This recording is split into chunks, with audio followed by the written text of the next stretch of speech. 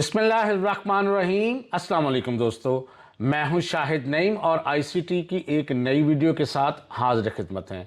दोस्तों, आज का हमारा मौजू है application of ICT in business, health care and governance. यानी आईसीटी ने क्या रोल प्ले किया है, क्या उसका इस्तेमाल है बिजनेस में, हेल्थ केयर में और गवर्नेंस में, ये हम देखेंगे आज के इस वीडियो में।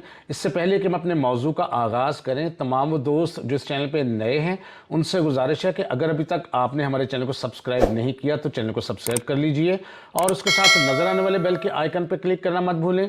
इससे ये होगा कि हमारा एक लॉन्ग टर्म रिलेशनशिप एस्टेब्लिश हो जाएगा। जब भी हम कोई नई वीडियो अपलोड करेंगे आपको उसका नोटिफिकेशन मिलेगा और आप उससे भरपूर फ़ायदा हासिल करेंगे। अब बगैर ताखिर के चलते हैं हम अपने असल मौजू की तरफ।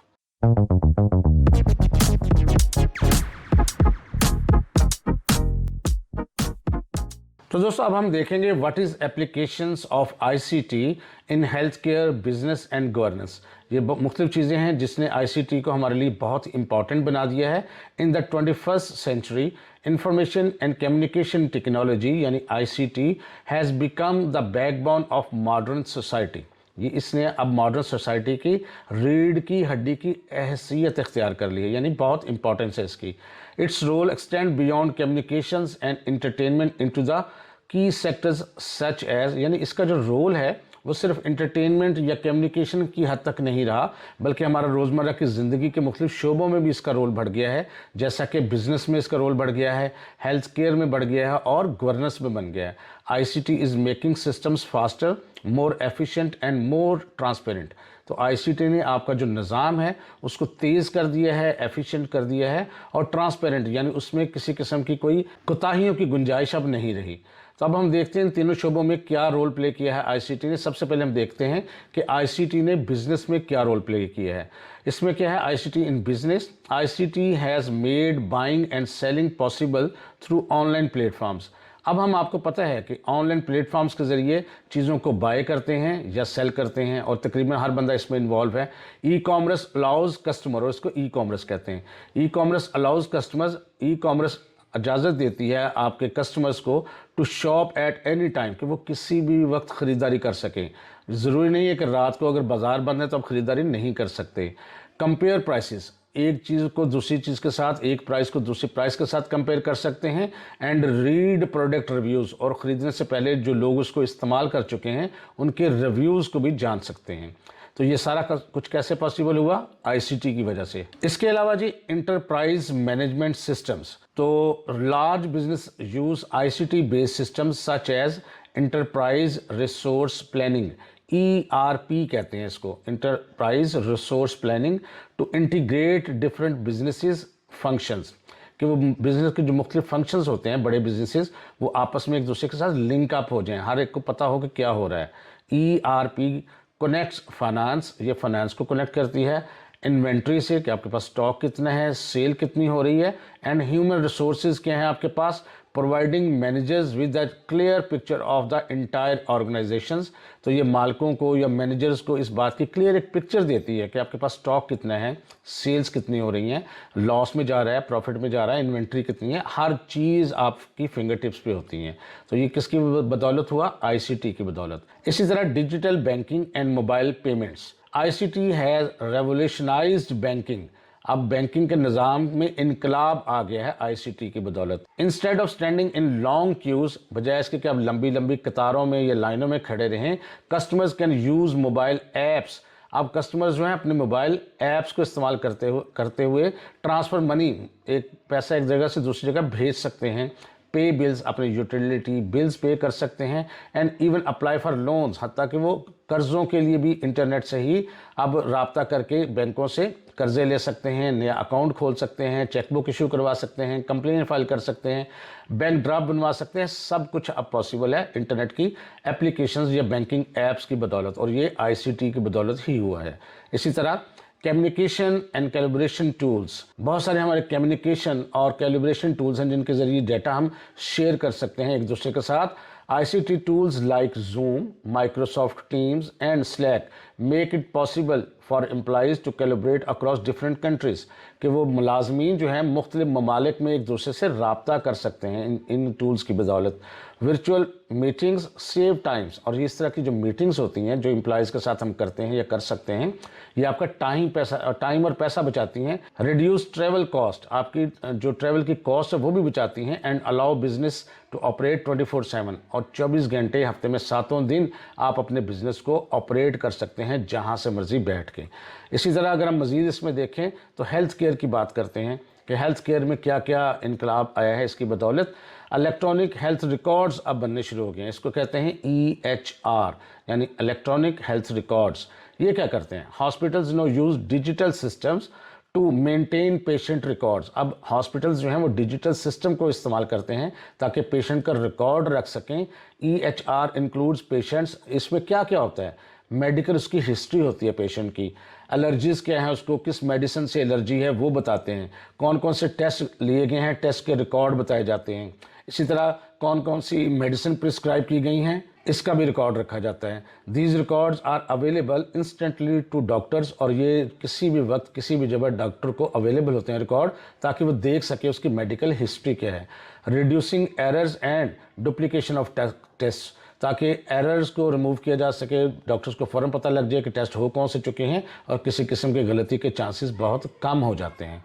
इसी तरह अगर हेल्थ केयर की बात करते हैं तो अब इसमें निज़ाम आ गया है टेली मेडिसिन का और रिमोट कंसल्टेशन का, यानी डॉक्टर्स दूर से बैठ के मरीज़ों को चेक कर सकते हैं और उनको दवाई कौन सी खानी है, कौन सी लेनी है, सब कुछ बता सकते हैं। ICT enables doctors to provide consultation through video calls. अब ICT ने इस चीज़ को मुमकिन बना दिया है कि डॉक्टर्स वीडियो कॉल के ज़रिए कंसल्टेशन फ्राहम कर सकें, मरीज़ को देख सकें, ऑनलाइन प्लेटफॉर्म्स के ज़रिए एंड मोबाइल ऐप्स के ज़रिए।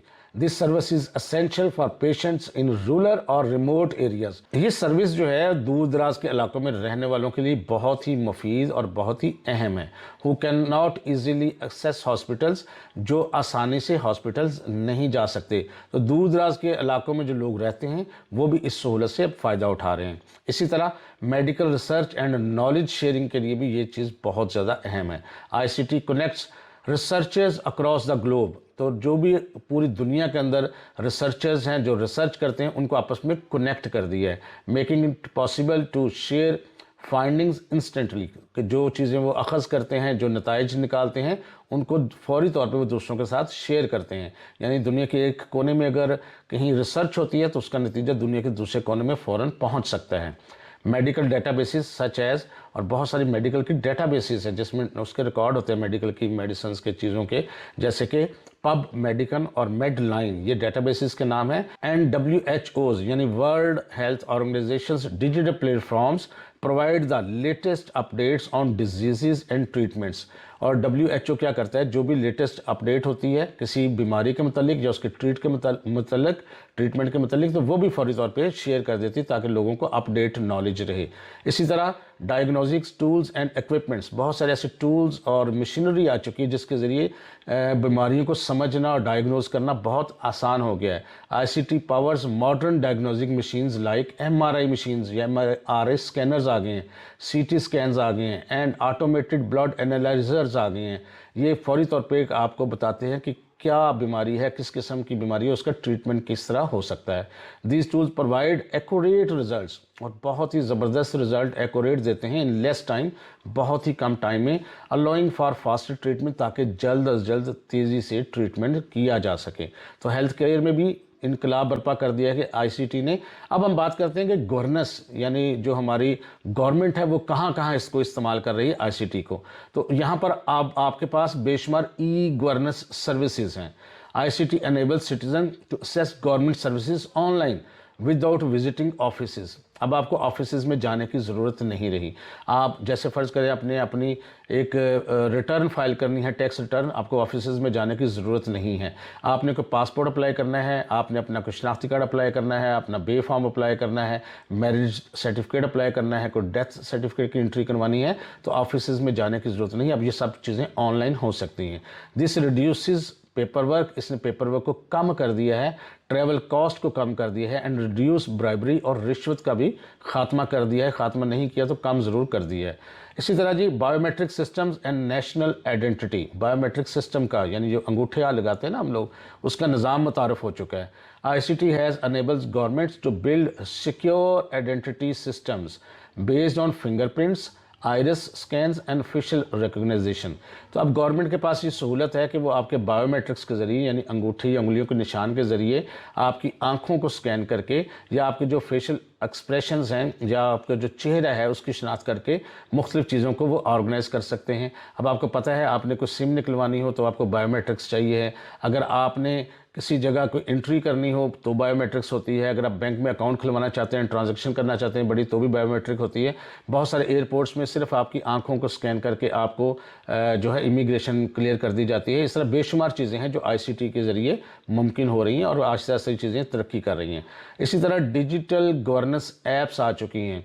Mobile apps provide citizen with a direct link to government departments. बहुत सारी ऐसी ऐप्स हैं जिसके ज़रिए आप डायरेक्ट गवर्नमेंट से रब्ता कर सकते हैं। मिसाल के तौर पे अगर आपकी बिजली फेल हुई है तो आप कंप्लेन दायर कर सकते हैं। आपको ऑफिस में चक्कर लगाने की ज़रूरत नहीं है।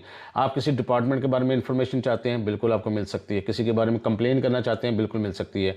इसी तरह पाकिस्तान का सिटीजन पोर्टल ऐप है, allow citizen to file complaints directly with government officials. आप डायरेक्ट गवर्नमेंट ऑफिशियल्स को किसी भी डिपार्टमेंट की कंप्लेन कर सकते हैं। ट्रैक देयर प्रोग्रेस, और फिर देख सकते हैं कि उस पर क्या अमल दरामद हुआ है। एंड रिसीव रिस्पांस, फिर उनकी तरफ से आपको रिस्पांस भी मिलेगा। This has improve accountability in public offices. तो इससे क्या हो, एहतसाब का निज़ाम जो है वो बढ़ गया है और लोगों को आसानियाँ पैदा हो गई हुई हैं। तो गवर्नेंस में भी ये चीज़ें बहुत ज़्यादा इंपॉर्टेंट हैं। इसी तरह अगर हम बात करते हैं इसका फ़ायदा crisis management and public health systems में भी बहुत है। किसी भी मुश्किल में ICT ने हमेशा बहुत ही अहम रोल प्ले किया है। ICT helps governments manage emergencies like pandemics, यानी किसी भी मोज़ी अमराज को कंट्रोल करने में, किसी एमरजेंसी को कंट्रोल करने में गवर्नमेंट की बहुत हेल्प करती है ICT। फ्लड्स की शक्ल में जब कोई सैलाब आ जाए या अर्थक्वेक्स या कुछ जल्जले वगैरह की सूरत में कोई क्राइसिस आ जाए किसी किस्म का, तो फिर ICT बहुत ज़्यादा सपोर्ट करती है। फ़र्ज़ करते हैं जो कोविड-19 था, Pakistan launch mobile apps to help people find vaccination centres and track covid cases. तो कोविड केसेस को ट्रैक करने के लिए और वैक्सीनेशन सेंटर्स को तलाश करने के लिए गवर्नमेंट ने एक ऐप लॉन्च की थी जिससे बहुत सारे लोगों ने बहुत सा फ़ायदा उठाया। तो ये बहुत ज़्यादा सहूलतें मिलती हैं। तो मैं उम्मीद करता हूँ ये छोटी सी वीडियो आपके लिए हेल्पफुल रही होगी और आपने सीखा होगा कि किस तरह ICT जो है वो सपोर्ट करता है गवर्नेंस के अंदर, आपके हेल्थ केयर के अंदर और बिज़नेस के अंदर, और बहुत अहम रोल प्ले करता है। और ये जो सवाल है ये इम्तिहानी नुक्ता नज़र से भी बहुत इंपॉर्टेंट है, इसको आपने तैयार करना है। मैं उम्मीद करता हूँ ये वीडियो आपको अच्छी लगी होगी। वीडियो अच्छी लगी, बात समझ आई तो इसको वीडियो को लाइक ज़रूर कर दीजिए। इंशाअल्लाह ताला दोबारा मुलाकात होगी कुछ नई चीज़ों के साथ। तब तक के लिए इजाज़त दीजिए। अल्लाह हाफिज़।